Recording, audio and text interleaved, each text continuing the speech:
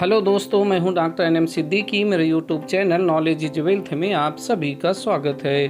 दोस्तों, आज इस वीडियो में बात करेंगे हम सुल्तान शमसुद्दीन इल्तुतमिश के मकबरे और उनके हिस्ट्री के बारे में।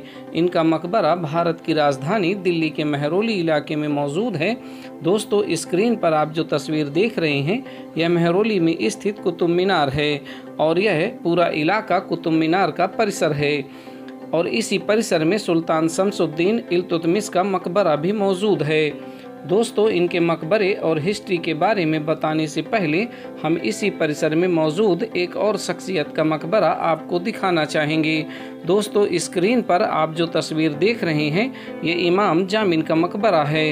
इनका मकबरा लाल बलुए पत्थर और संगमरमर से बनाया गया है।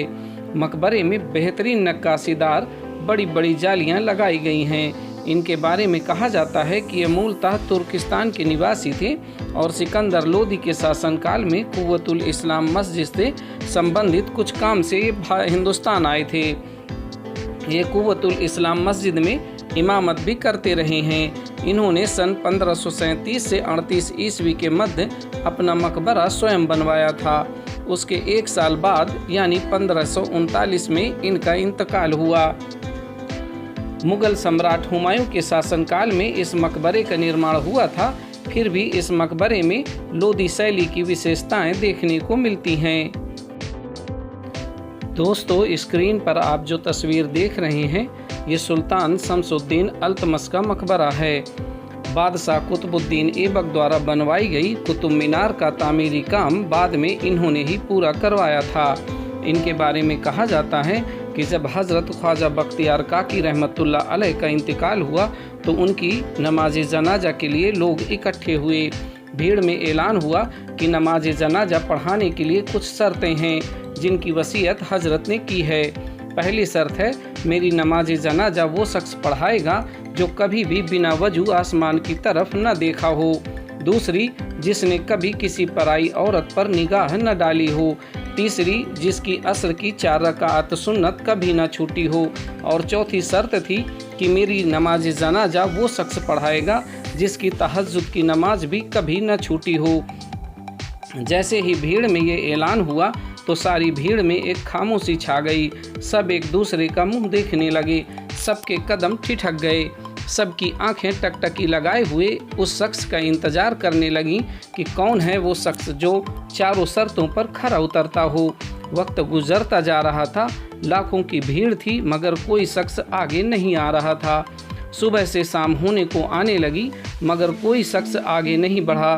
बड़े बड़े उलेमा, मुहद्दिस, मुफस्सिर सब खामोश, सबकी नज़रें नीची हो रही थी। कोई नहीं था जो इन चारों शर्तों पर खरा उतरता हो। तभी अचानक भीड़ को चीरता हुआ एक नकाबपोश आगे बढ़ा और बोला, सफ़ें सीधी की जाएं, मेरी अंदर ये चारों शर्तें पाई जाती हैं। फिर नमाज जनाजा हुई और लोग बेचैन हो उठे उस नेक और परहेजगार इंसान की शक्ल देखने के लिए। नमाज खत्म होने के बाद वो शख्स मुड़ा और अपने चेहरे से कपड़ा हटाया। लोगों के हैरत की इंतहा न थी। अरे ये तो बादशाह वक्त है, अरे ये तो सुल्तान शमसुद्दीन इल्तुतमिश है। बस यही अल्फाज हर एक की ज़बान में था और इधर ये नेक और पाक दामन बादशाह दहाड़े मार कर रो रहा था और कह रहा था, हज़रत आपने मेरा राज तो फाश कर दिया वरना कोई मुझे नहीं जानता था। दोस्तों, ये इसी पाक दामन और परहेजगार शख्सियत सुल्तान शमसुद्दीन इल्तुतमिश की दरगाह है जिसे स्क्रीन पर आप देख रहे हैं। इस दरगाह के ऊपर तो खुला आसमान है मगर दरगाह के चारों तरफ देखिए दीवारों पर कितनी शानदार नक्काशी की गई है। आप देख सकते हैं इनकी दरगाह सफ़ेद संगमरमर से और दीवारें लाल बलुए पत्थर से बनाई गई हैं। इन दीवारों पर बेहतरीन बेल बूटे और शानदार नक्काशी की गई है। संग तराशों ने बेहतरीन तरीके से नक्काशी के साथ यहाँ पर अरबी में कलमे और कुरान की आयतें भी बहुत ही बेहतरीन तरीके से पत्थरों पर उत्कीर्ण की हैं जो देखने में काफ़ी खूबसूरत लग रही हैं। दोस्तों, इस छोटे से वीडियो में हमारे द्वारा दी गई जानकारी अगर आपको अच्छी लगी हो तो ऐसे ही जानकारी से भरे वीडियो देखने के लिए हमारे इस YouTube चैनल को सब्सक्राइब करें, बेल आइकॉन दबाकर लाइक और शेयर करें। यह प्रक्रिया बिल्कुल फ्री होती है। वीडियो में अंत तक बने रहने का आप सभी का बहुत बहुत धन्यवाद।